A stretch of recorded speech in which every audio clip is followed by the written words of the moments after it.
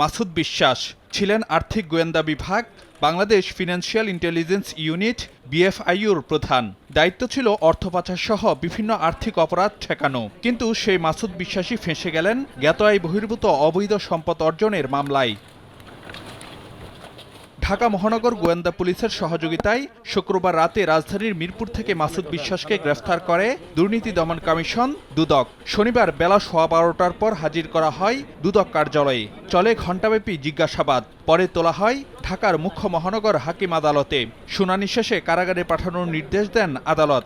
তিনি তার স্বীয় ক্ষমতার অপব্যবহার করে আয়ের সাথে অসঙ্গতিপূর্ণ প্রায় 2 কোটি টাকার সম্পদ অর্জন করায় যে মামলাটা আমরা রুজু করেছি, সেই মামলায় তাকে গ্রেফতার করেছি। তার বিরুদ্ধে আরও অনেক কিছু অভিযোগ আছে। শিয়া বাটার ও ভিটামিন ই সমৃদ্ধ Lily glam beauty soap. Lily, always beautiful.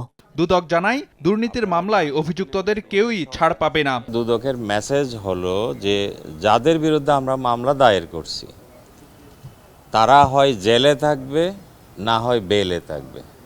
অর্থাৎ যাদের বিরুদ্ধে আমরা মামলা রুজু করছি প্রত্যেকেরই আমরা এরকম গ্রেফতারের জন্য প্রচেষ্টা চালাবো, কেউ বাইরে থাকবে না। গত 2 জানুয়ারি মাসুদ বিশ্বাসের বিরুদ্ধে 1,87,72,000 টাকার জ্ঞাত আয় বহির্ভূত সম্পদ অর্জনের অভিযোগে মামলা করে দুদক।